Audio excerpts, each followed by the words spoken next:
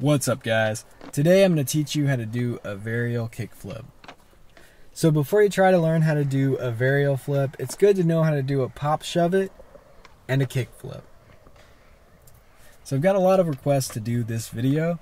I've been avoiding it because I'm just not very good at varial flips. I learned all my tricks when I was in elementary school, and once I learned how to do 360 flips, I never went back and practiced varial flips.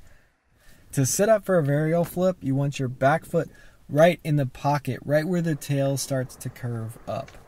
It's kind of the same foot position as a 360 flip, but when you pop this trick, you're just going to pop it down and scoop just a little bit. You don't want to over scoop this trick. It feels a lot like a pressure flip. You want your front foot in a kickflip position, but you might want to pull your heel off just a little bit. So the more you pull your heel off the board, the faster the kickflip is going to flip. The farther you push your foot back onto the board, the slower the kickflip is going to flip. So if your board is over flipping, you might want to stick your foot on the board a little bit more. If you are under flipping this trick, you might want to pull your foot back and pull your heel off the board a little bit. With this trick, as soon as you pop and it starts to scoop, you're going to give it a little kickflip. You don't have to wait till it's 90 like you do for a 360 flip. You see, this trick is going to be rotating half the distance that a 360 flip is. So you want to wait half as long to do that kickflip. For me, I feel like I'm catching this trick with my front foot, like a pop shove it. John was saying that he feels like he's catching it with his back foot, like a kickflip. But it doesn't really matter, because when you're learning this trick, you're probably going to be doing it so low, you're basically catching it on the ground with both your feet. And this is one of those tricks that it's kind of hard to actually pop up high and catch high. If you want to see somebody that's really good at doing that, maybe you could watch Johnny Geiger's how-to video on this same trick. He does a really good job at popping it up higher and catching this trick higher. For me, this trick is a lot harder than a 360 flip because I've practiced 360 flips so much more. Some people think that varial flips are easier than kick flips. For me personally, I feel like kick flips are way easier. Clay thinks that varial flips are way easier.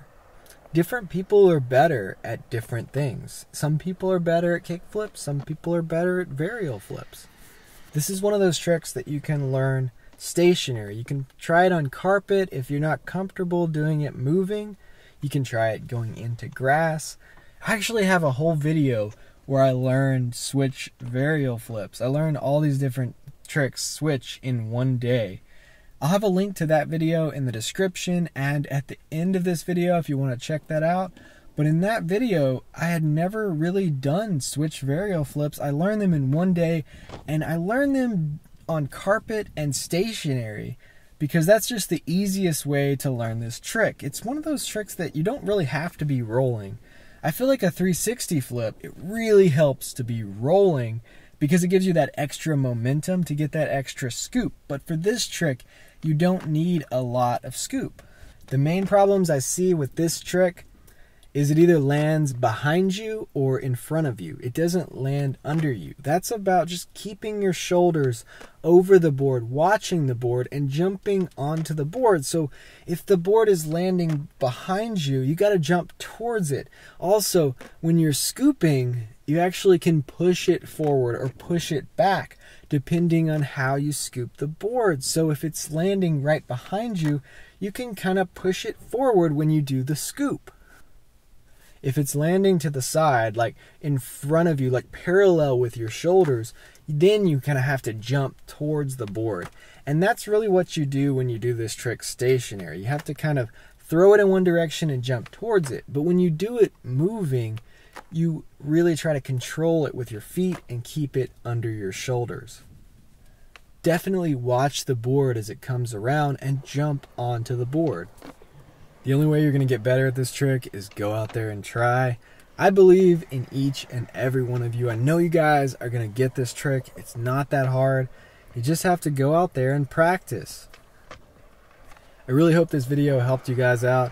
If you like this kind of content, reviews, tutorials, and videos about what I'm learning as I grow as a skateboarder, then hit that subscribe button, and thanks for watching.